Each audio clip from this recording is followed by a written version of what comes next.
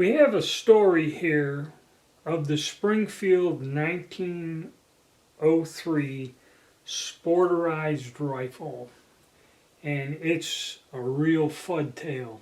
Okay, I have to use that word because this is ridiculous. But we're going to look at this gun and the situation that I got involved in and what we're going to do to kind of solve this person's problem. A friend of mine, he's older than me, come up and said, hey, look, he's been going around, he got a deal on this sporterized rifle, and he needs to have somebody mount a scope on it. And I heard the rumor before he approached me because hanging out there at the Veterans Post, I'm, person that knows a lot about guns. So he come to me and he explains, again, mumbling this and that. And I said, just give me the rifle, show me what you want, and I will sit down and look at the situation and try to figure out a solution.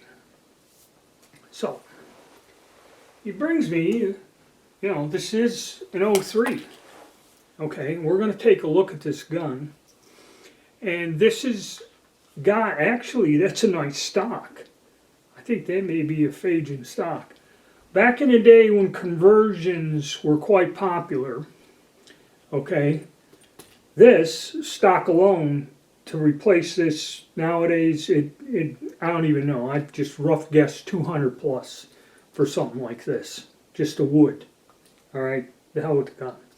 You'll find a lot of these older guns with some halfway decent conversions in them. Now, what they would do is, as you see, the sights were removed. It looks like this barrel was contoured. They could have chucked this up in a lathe without taking it off, spun it down. There's only one notch there, and it still has, we'll take a look at it closer to Springfield, deal there. Now the bolt has been jeweled, which is probably somebody doing their practicing their gunsmithing. The bolt handle has been bent, and we'll also take a closer look at that, and the jeweled bolt. And the safety has been modified to where it's one position up low. That way a scope can be mounted without it interfering with the safety, and this was put on and prick punched and ground, oh boy, and then reblued. So comes up and says, I've heard he's gone to several gunsmiths and they've told him to leave. He comes up and goes, I need a scope mounted on there, and we'll look. There was something mounted on there at one time, and how this story gets bizarre. And he goes, I have a mount, this old Redfield swing-over mount from the 50s or 60s, and it says for Browning semi-auto. So he goes, can you drill and tap it? The screws are in the box, and put this on there. And how these worked is you would mount a scope, and you wouldn't take the factory sights off because you could swing the scope over. And what there is a little clasp, this little sheet metal thing, you snap it over, and you could just pull the scope over like this to the side, and then, use your regular iron sights, and then if you want to go back to the scope, you flip it up and they snap in place, which is kind of flimsy. And this is not the right, this doesn't fit on the receiver. I said, this isn't the right thing. Oh, well, hell, I said, the holes don't line up to where they should be. Just drill something in that and shoot it down into the gun. I'm like, oh boy. I said, let me see what your options are. So first of all, let's look at this beautiful piece of work and some of the weird stuff that went on. Alright, at one point in time, you could find a lot of weapons like this in used gun racks all around this country. And back when going to gunsmithing school, post World War II up into the 60s, 30-40 Craigs and especially Springfield 03A3s, because the way that their sight was mounted on the barrel, not on the receiver, left it pretty flat and easy to work with like a Mauser. Okay, you see you have that little hump there in the back, and then standard round receiver ring. Now as you see, I've seen a lot of scope mounts, but I have no idea what this is. There's these two sets of holes here and two sets of holes there. Okay, which I know of no scope mount that goes on like that. And actually, this is to a point where it may interfere with the magazine cutoff. Something was down in there. Hold on a second. But you wouldn't want the magazine cut off on. So, and I believe it has to go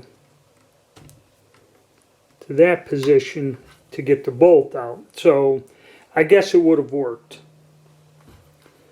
But who knows?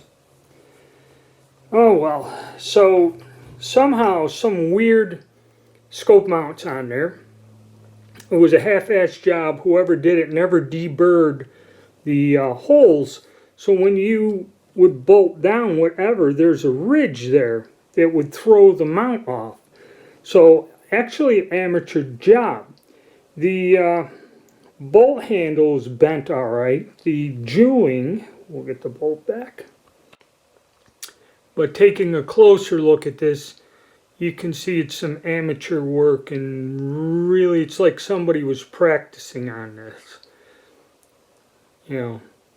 Not good. You see it here in between the locking lug and the handle there. And then when they put the safety on, you see where they ground it and got in there and did all this peening and hammering and that and everything.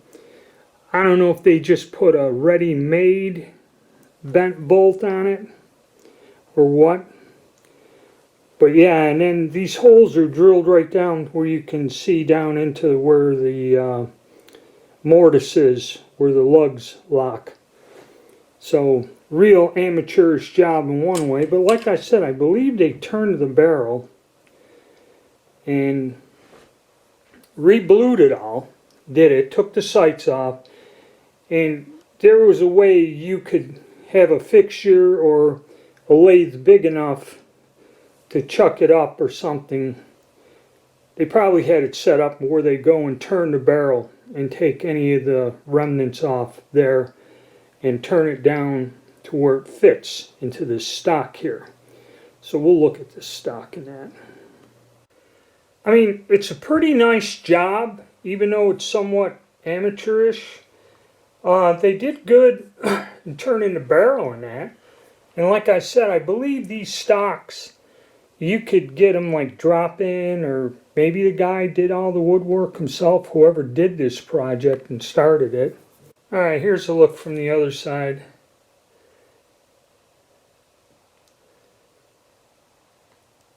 Not terrible, but then again, not exactly the work of an expert. So this must have been somebody's project in school while they were learning. Okay, didn't come out too bad, but I question, I've seen a lot of scopes mounted. I question where them holes in that are in there. I've never seen a scope mount like that. And I believe the two sets of holes, as they were off and miscalculated, and had to re-drill another set of holes. And looking at the bottom, nice work. Sling mounts. Everything was re-blued. Kind of a shame. But very nice looking gun. So, let's talk about finding the proper scope mounts. So after examining the situation, I asked myself, why do I ever open my mouth and talk to these people? So I said, okay, this nonsense isn't going to work, okay? And I don't have anything to do this correctly. What you should do is just take the gun, disassemble it, get the barreled action, and in a Bridgeport or something, you have a fixture where you bolt the receiver down. If the fixture's in straight, you touch off on the receiver and drill and tap it the correct way with a mount that usually comes with the hole pattern, gives you the exact distance to go. But some of these receivers you may have to spot anneal because they're hard, they'll break taps, and you're using a very small fine thread tap, like a 6/48 threads per inch or something. So that's why you don't see people doing this, okay? Now, so you get this, okay, we got to find a scope mount, okay, or a base, scope base, to drill and tap into the receiver. You're not going to find one. You can search the internet. You find them for the 03A3 because when you remove the rear sight, you can slip this thing in and screw it down into the, I've never taken the rear sight off an 03A3, but there's a way with that thing on the back of the receiver to machine something and you can put a pick rail in, I think, with one screw. And also, nobody in their right mind is going to take a Springfield 1903 with that sight up here on the barrel, that version, and do this. You're out of your mind. Because this is, if this was in the original condition, it's worth way more than what the hell this is worth as it is now. Okay?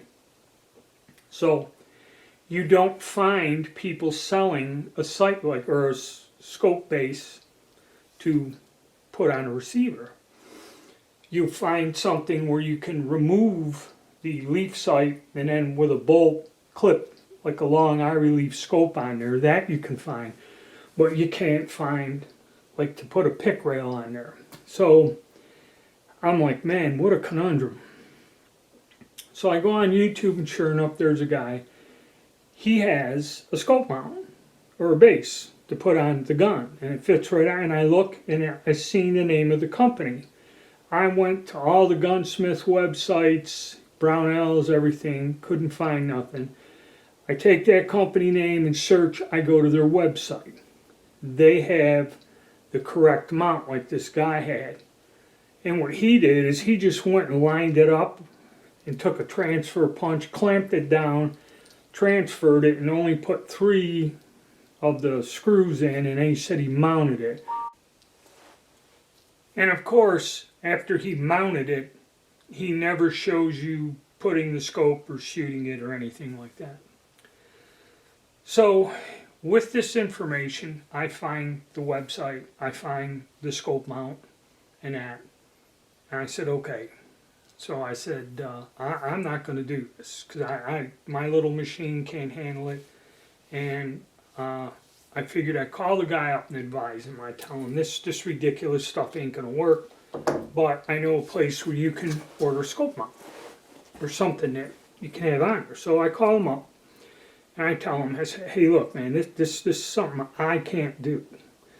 But I said, I'll advise you on what to do. And here's where the story gets weird. I said, I kind of don't understand what was going on with how they drilled and tapped this rifle. Now, what happened to the scope that was on there? And he goes, well, I asked the guy I bought this from, what happened to the scope that was on there? And he goes, I loaned the rifle to a friend of mine with the scope on it, and when he brought it back, the scope was missing. And he goes, okay. Which, when you translate this from the lies, okay, he did some bizarre thing. I've never seen nothing like that from the sides clamped down. It must have been a piece of sheet metal or something that really shouldn't have been on there.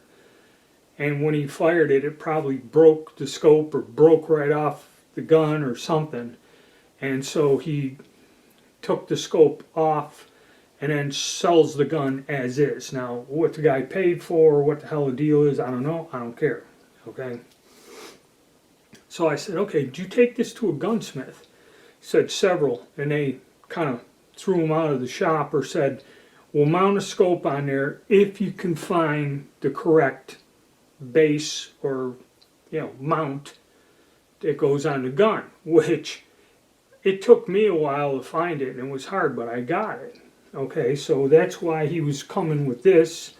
He said, well, here, I got something, just screw it on. And nobody in their right mind's going to do that either. This ain't going to fit. This is impossible.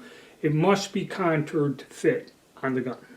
So, I found the thing. So I tell him, hey, I found it. And I went around and looked. Now, if I ordered it from the website, it was a bit expensive. It's like, I think it's $80-some. So I found it on Amazon. So I looked it up, same company, part number, the thing says for the Springfield 1903. So I ordered it, and it was less. It come out to maybe about $70, so it was like $12 or $13 less than if I ordered it from the other company or the actual manufacturer. So I wait a week, and sure enough, it comes in the mail, and I'm looking at it. And I said, okay, I got to call my buddy, and then the snowstorm hit, so I kind of set it aside. So then one day before I was, the storm was clearing, I was getting ready to go, I'm looking at this thing, and, I'm looking, the package has the cardboard insert in the blister pack, and it says it's for this rifle. But I'm looking at it, and it doesn't look like, because they also give you the dimensions and tell you the hold distances to where you can use it to drill and tap the holes. Well, the hole pattern's off, so I get my calipers and I'm checking, and it's not right. Then I look at the overall length, and it's like another 1.5 inches or something longer than what it should be. So now I'm thinking, what's going on? So I said, you know what, I gotta open the package in. So I slice the package open, pull this thing out, and when you flip it around, it is engraved underneath, heavy aluminum or whatever it is, steel. And it says there, Ruger #1 rifle. So I guess when I ordered it on Amazon, they were repackaging them, and if you look at the model number for this scope mount and the model number I had, two of the numbers were reversed, so it must be they was open, put it back in, put the wrong cardboard thing in there, sealed it. You can see where they use a little crimper to reseal it, and mixed it up. So it was a return. It was a new shape. No scratches, no nothing, but it was an open package, resealed, and they mixed up the damn label and sent me the wrong one. So now I got to go back and Amazon, send it back, put it back in the package. Did you open the package? Yeah, send it back. We're going to refund your money. So then I went to the company, and then they send it overnight or something. So when I ordered it on Friday or whatever, I'm going to get it Monday and try to end this whole saga. But I'm going to double check it before I go, because of my luck, I would have just handed it to him. And then the guy told me, he goes, I went to several gunsmiths, and most of them are telling me, and he goes, one person told me, if you find the correct mount, I'll put it on. I can do it. It's an old timer. So he must have a jig or something set up for an 03. Like I said, most newer gunsmiths or people in the business now are not going to find someone dragging one of these old guns in to have them drilled and tapped. Okay, you're not going to see it. So hopefully when this arrives, I can give this to this guy and this twisted tail, and he can get a scope on this gun. But something like this, I mean, with it screwed up like that, you guys seen it. I wouldn't touch this with a 10-foot pole. Okay, and this guy thinks, oh, I got a deal or something. And you can't find a person to do this. or find the correct scope mount that easily. Now I figure most of these gunsmiths, if he went to some of the good ones, they should be able to do it. But see, I don't think no one does this anymore or brings this model gun in to have this done. And so the value of this, I don't know. And just the pain in the ass and the trouble. And then I seen another guy, he has two of them. He has an 03, and then he has 1917 that's all been sporterized and the barrel's redone. One even has, I think, a different barrel on it. I mean, they're beautiful guns. But one of them, I think, has the base, scope base, but they took the scope off, probably sold the scope. Beautiful guns, but he's telling, well, I got 600 into it. And I'm like, you know, something like this, I wouldn't even fool with, okay? I just go buy I mean, it's a beautiful looking gun and everything, but I just go buy a newer one, you know, other than what happened to this here. But that's my little FUD tale for the day, something different to break up the monotony. So hit the like button, subscribe, and stay tuned.